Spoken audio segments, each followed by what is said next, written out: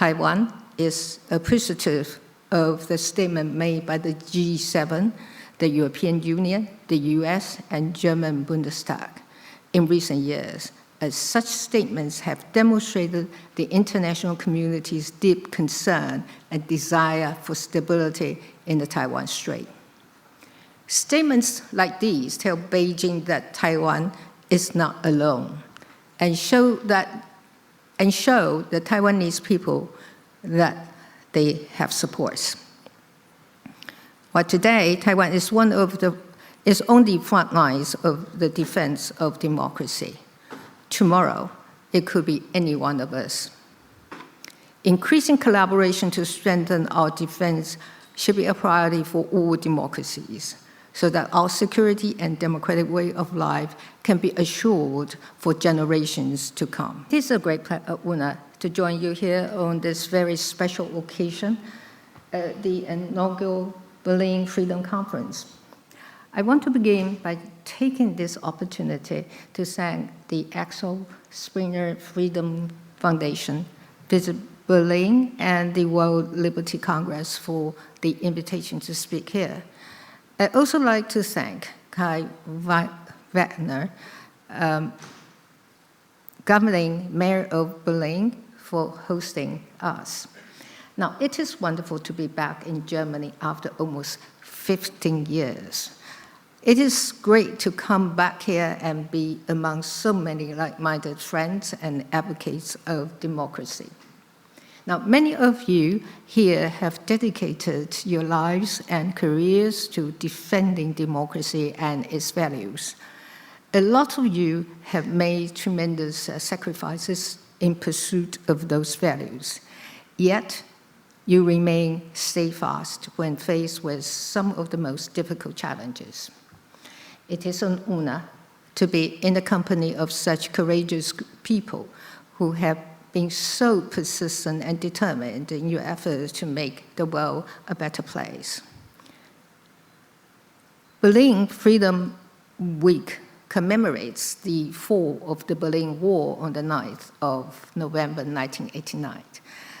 36 years later, this event is perhaps still the most striking symbol of democracy's victory over authoritarianism.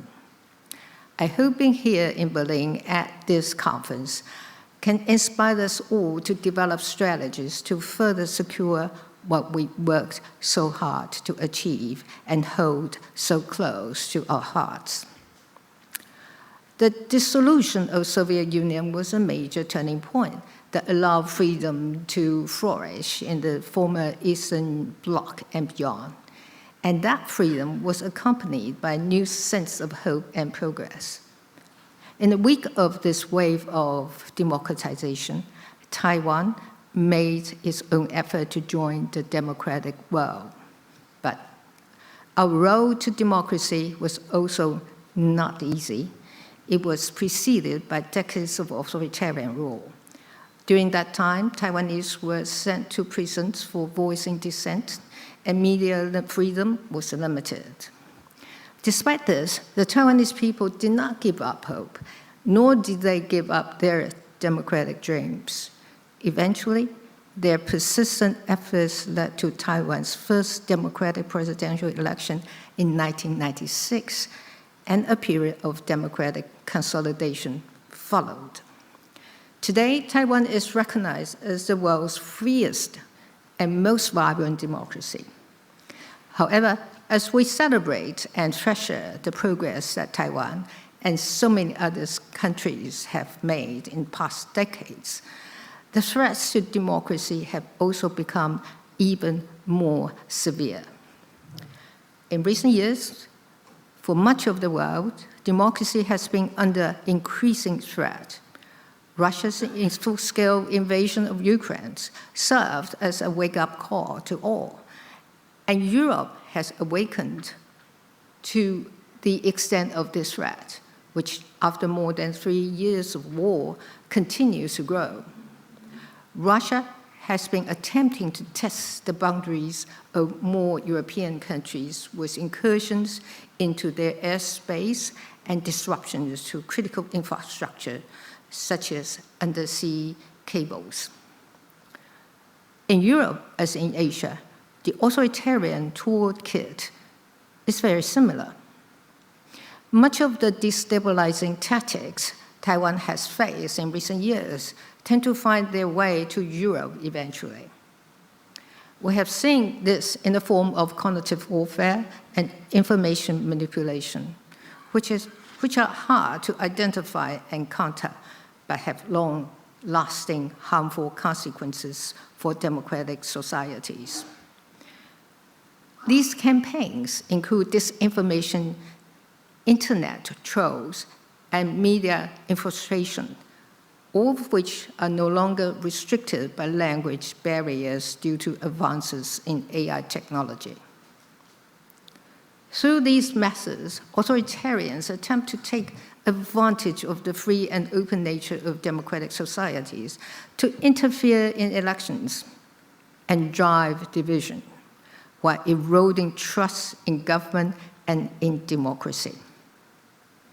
Now is the consequential time for democracies to reach out and adapt in order to keep our countries safe and our economies prosperous.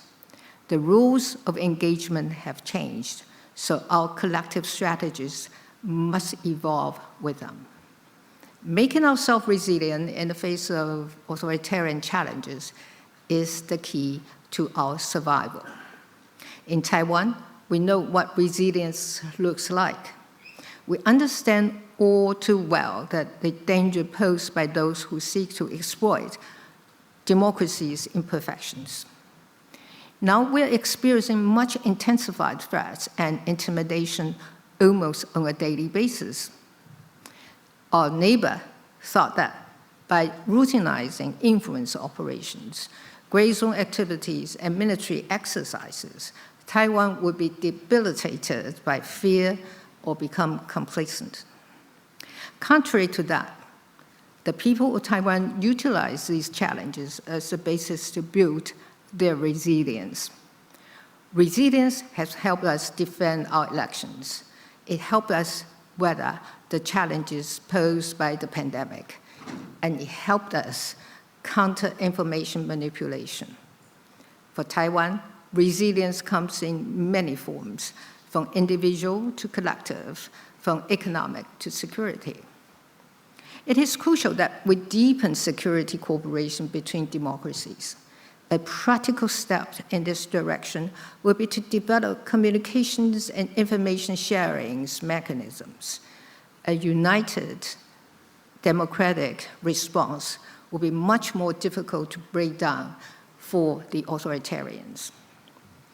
Here, Taiwan has much to contribute.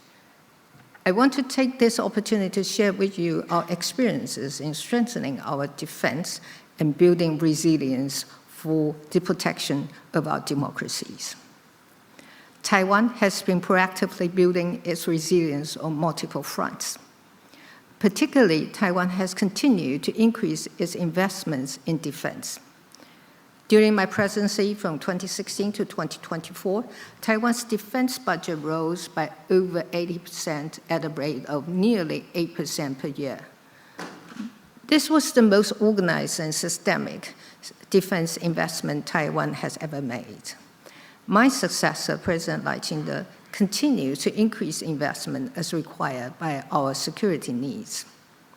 In addition to the investments in traditional platforms such as combat aircrafts, Taiwan has made substantial investments in asymmetric capabilities like mobile land-based anti-ship cruise missiles. Taiwan has also invested in the resilience and security of our critical infrastructure.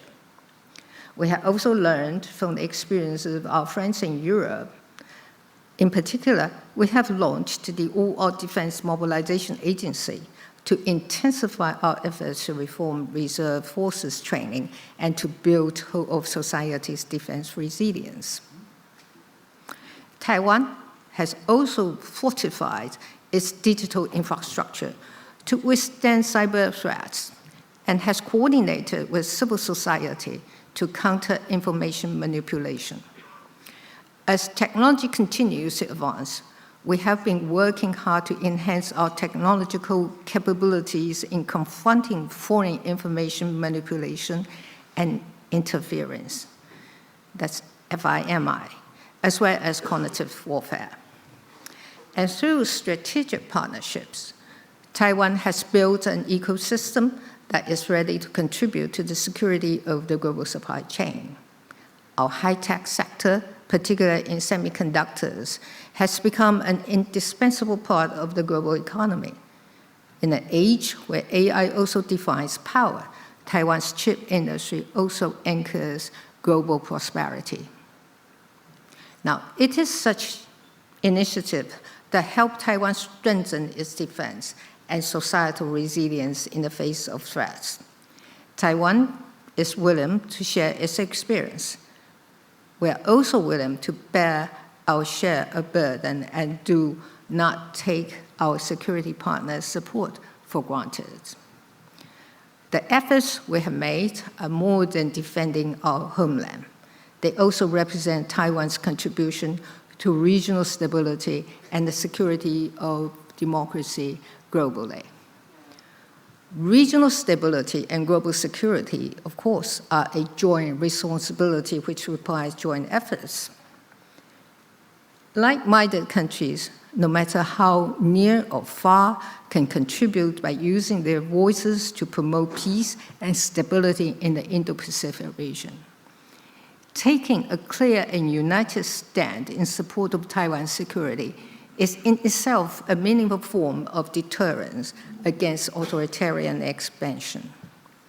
Taiwan is appreciative of the statement made by the G7, the European Union, the US, and German Bundestag in recent years, as such statements have demonstrated the international community's deep concern and desire for stability in the Taiwan Strait.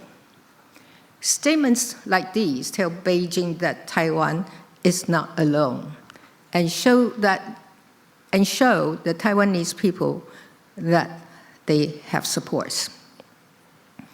While today, Taiwan is on the front lines of the defense of democracy. Tomorrow, it could be any one of us. Increasing collaboration to strengthen our defense should be a priority for all democracies, so that our security and democratic way of life can be assured for generations to come. Today's conference is a meaningful step forward towards realizing greater cooperation among people and organizations in our endeavor to build stronger support for freedom and democracy. Just like the fall of the Berlin Wall brought the German people together as a stronger democratic force, I hope Berlin Freedom Week sets us on the course to build a stronger and more unified international democratic community. Taiwan and all those that share our values have a key role to play in ensuring that democracy prevails. While it may seem like we are faced with unprecedented challenges, I'm confident that by working together, we will create a bright future for free societies.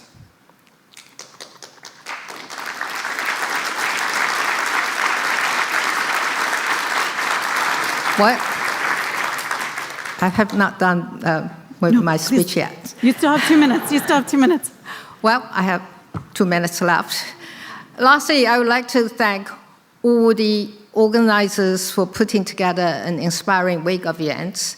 I wish each of you a fulfilling Berlin Freedom Week and even greater motivation in your work to promote freedom and democracy. And thank you.